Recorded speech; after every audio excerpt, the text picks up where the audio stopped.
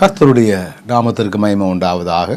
கிறிஸ்துவுக்குள் அன்பானவர்களே, இந்த நாளிலும் ஆண்டவர் அவருடைய வார்த்தைகளை தந்து நம்மை வழிநடத்தட்டும். மத்தேயு எழுதின சுவிசேஷம் 2வது அதிகாரம் 11வது வசனம் இப்படி சொல்லுகிறது: அவர்கள் அந்த வீட்டுக்குள் பிரவேசித்து பிள்ளையையும் அதன் தாயாகிய மரியாளையும் கண்டு சாஷ்டாங்கமாய் விழுந்து அதை பணிந்து கொண்டு தங்கள் பொக்கிஷங்களை திறந்து பொன்னையும் தூபவர்க்கத்தையும் வெள்ளை போலத்தையும் அதற்கு காணிக்கையாக வைத்தார்கள்.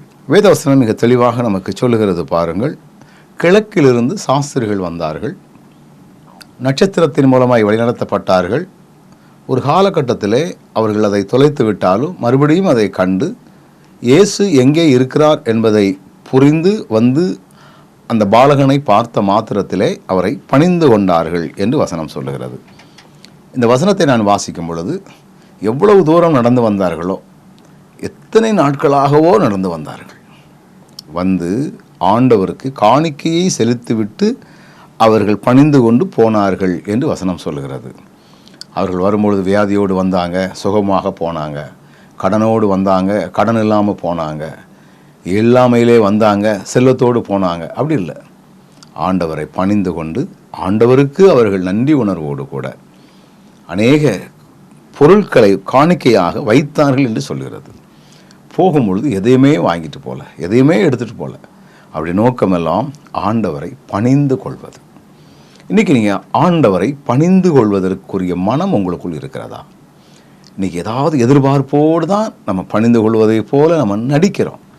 இன்றைக்கி ஆலயத்துக்கு போனால் எனக்கு அது கிடச்சிடாதா, அந்த கூட்டத்துக்கு போனால் எனக்கு இது கிடச்சிருக்காதா, அந்த பிரதருடைய கூட்டத்துக்கு போனால் அது எனக்கு வந்துடாதா, அந்த கூட்டத்தில் போனால் அபிஷேகம் கிடைக்கும், இந்த கூட்டத்தில் போனால் ஆவியானவருடைய நிறைவு கிடைக்கும், இந்த கூட்டத்துக்கு போனால் உலக ஆசீர்வாதம் கிடைக்கும், இந்த கூட்டத்துக்கு போனால் வேலை கிடைக்கும். இப்படி நிறைய பேர் தப்பு தப்பாக நினைக்கிறார்கள்.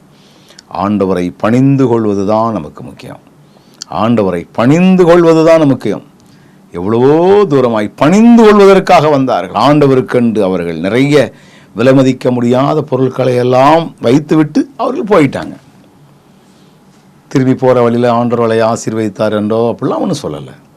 பணிந்து கொள்ள வந்தார்கள், பணிந்து கொண்டு சென்றார்கள். இன்றைக்கி நாம் ஆண்டவரை பணிந்து கொள்ள அழைக்கப்படுகிறோம்.